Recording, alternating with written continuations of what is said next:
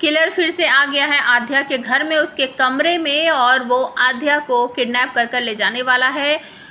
बलदेव और शिवाय का शक जा रहा है यशवर्धन पर। तो बलदेव और शिवाय को ऐसा लग रहा है कि अगर इस घर में कोई आसानी से आ जा सकता है या फिर कोई आध्या जी को अपना बनाने की कोशिश करेगा ना, तो वो सिर्फ यशवर्धन ही है।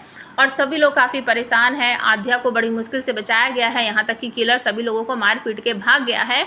अब जैसे ही आता है यशवर्धन घर में और वो कहता है कि हमें पता चला कि आध्या जी के साथ इस तरीके से हो गया है, और उसे बलदेव कहते हैं कि चुपचाप चला जाए यहाँ से, तूने नहीं किया क्या ये सब। तो मतलब एक तरह से वो उसकी थोड़ी सी छानबीन सी करेंगे, क्योंकि बलदेव ने उसे बहुत पीटा था और उस पर हमला वगैरह भी किया था एक बार सोनम ने।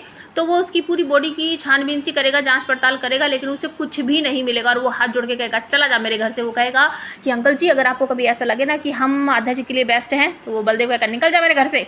तो वो चुपचाप से गर्दन नीचे करके चला जाता है। बलदेव मन मन सोच रहा है कि इतना मारा था हमने, अगर इसको जरा सा भी बॉडी पे कहीं निशान नहीं है तो ये नहीं है तो कौन है। सेम टू सेम शिवाय भी यही सोच रहा है कि बलदेव जी का और हमारा शक तो इसी पे था, लेकिन हमने भी इसको इतना मारा था, इसके शरीर पर कहीं भी कोई दर्द का चोट का निशान ही नहीं लग रहा, तो ये नहीं है तो कौन हो सकता है। अब दोनों बिल्कुल ऐसा ही सोच रहे हैं।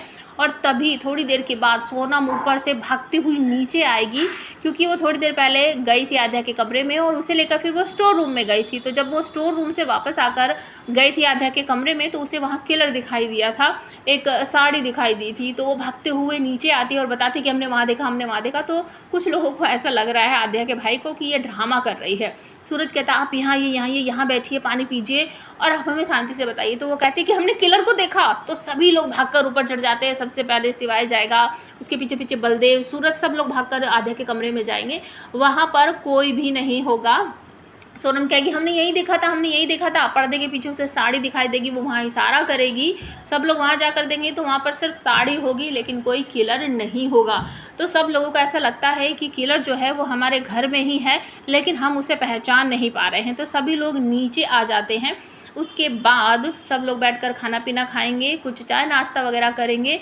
तभी अचानक से आध्या के कमरे में से आवाज़ आएगी पापा पापा पापा, और धीरे धीरे करके जब सब लोग उसके पास जाने लगेंगे तो किलर जो है वो आध्या को उठाकर नीचे लाने की कोशिश कर रहा है। आध्या उसको लात घूंसे से बजाती है तो वो उसे छोड़ देता है और फिर वो उसका पैर पकड़कर उसको जमीन पर खींचता है। तो शिवाय की माँ आकर उसे छुड़ाने की कोशिश करती है तो उसे भी धक्का मार देता है। खुशी आती है तो वो उसको भी धक्का मार देता है और वो सब चिल्लाते रहते हैं शिवाय शिवाय शिवाय। तो बलदेव भाग कर आता है, शिवाय भाग कर आता है और बलदेव अपनी बेटी को पकड़ लेता है और शिवाय भागकर उस किलर को पकड़ लेता है। दोनों में काफ़ी लात घुसे बसते हैं। सूरज भी आकर मदद करता है, लेकिन फिर भी भाई साहब वो किलर जो है घर से भाग जाता है। और थोड़ी देर के बाद ही सारा परिवार सोफे पे, ज़मीन पर, यहाँ वहाँ मतलब कि बेहोश पड़ा है। और किलर फिर से घर के अंदर आता है, दरवाजे खुलते हैं और आध्या जो कि सोफे पर ही पड़ी है बेहोश, उसे अपनी बाहों में उठाकर घर से चलता बनता है। तो आपको क्या लगता है कौन है ये किलर?